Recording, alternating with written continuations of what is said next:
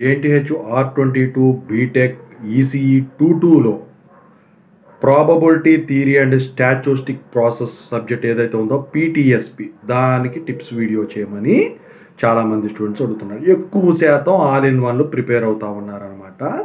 So ఈ all in వన్లు prepare అయ్యే వాళ్ళు కొన్ని కీవర్డ్స్ చెబుతారు. ఆ కీవర్డ్స్తో స్టార్ట్ అయ్యే క్వశ్చన్స్ చూసుకుంటే మీరు పాస్ అవటమే కదా ఎక్కువ మార్కులు కూడా వచ్చేదానికి ఛాన్స్ ఉంటుంది.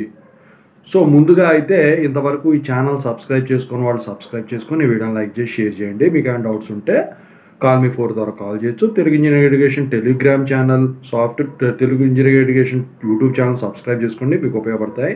ఇక JNTU యూనివర్సిటీ అప్డేట్స్ ఛానల్ ఖచ్చితంగా సబ్స్క్రైబ్ చేసుకోండి. టాపిక్లో వెళితే ఏంట్రా అంటే ఈ పీటీఎస్పీలో వచ్చేసరికి షార్ట్ క్వశ్చన్స్ ఉన్నాయి, ఎస్ఐ క్వశ్చన్స్ ఉన్నాయన్నమాట. కొన్ని కీవర్డ్స్ చెబుతున్నాయి. అయితే మొత్తం 5 యూనిట్లు ఉన్నాయండి.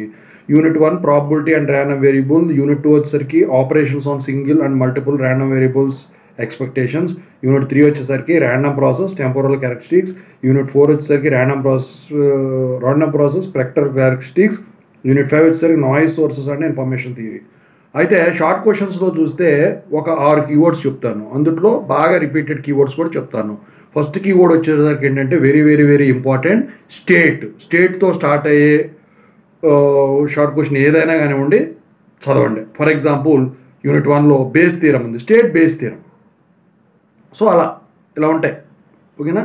ఇక రెండో ఇంపార్టెంట్ కీవర్డ్ ఏంట్రా అంటే డిఫైన్. సో డిఫైన్ మీద కూడా షార్ట్ క్వశ్చన్లో ఎక్కువ ఇచ్చేదానికి ఛాన్స్ ఉంది. ఇక మూడోది వచ్చేసరికి ఏంటంటే వాట్, నాలుగోది వచ్చేసరికి ఏంటంటే క్లాసిఫై, ఐదోది వచ్చేసరికి ఏంటంటే రైట్, ఆరోది వచ్చేసరికి ఏంటంటే గివ్. అంటే ఎక్స్ప్రెషన్స్ ఉంటాయి కదా, గివ్ ఎక్స్ప్రెషన్స్ ఇలా ఉంటాయి. సో వాటి మీద ఇచ్చేదానికి ఛాన్స్ ఉంటుంది. ఇక ఎస్ఏ క్వశ్చన్స్ చూస్తే ఇందుట్లో 12 కీవర్డ్లు ఉన్నాయండి పీటీఎస్పీకి. ఫస్ట్ది వచ్చేసరికి ఏంటంటే వాట్, రెండోది వచ్చేసరికి ఏంటంటే డిఫైన్ అండ్ ఫైండ్, మూడోది వచ్చేసరికి ఏంటంటే స్టేట్, నాలుగోది వచ్చేసరికి very very very important find. ఎక్కువ శాతం దీని మీద అడుగుతాడు, అది ప్రాబ్లం అయినా కావచ్చు ఇంకా ఏదైనా కావచ్చు. ఫిఫ్త్ది వచ్చేసరికి ఏంటంటే ఒప్టైన్, ఇది కూడా ఇంపార్టెంటే, ఒప్టైన్ ది ఎక్స్ప్రెషన్ అనో ఏదో ఒకటి.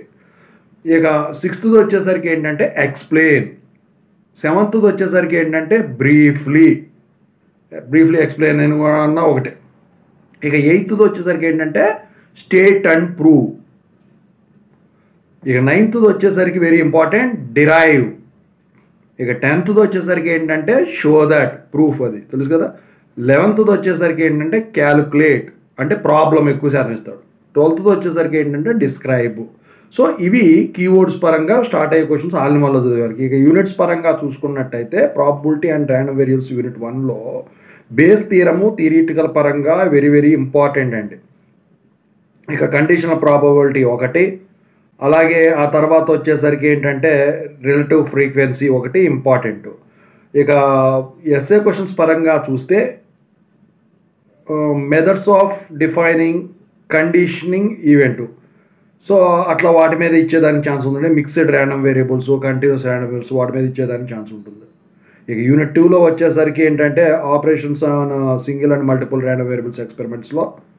సో ఇందుట్లో నాకు తెలిసి ఖచ్చితంగా డిస్క్రీట్ ర్యాండమ్ వేరియబుల్స్ మీద ట్రాన్స్ఫర్మేషన్స్ ఇస్తాడు.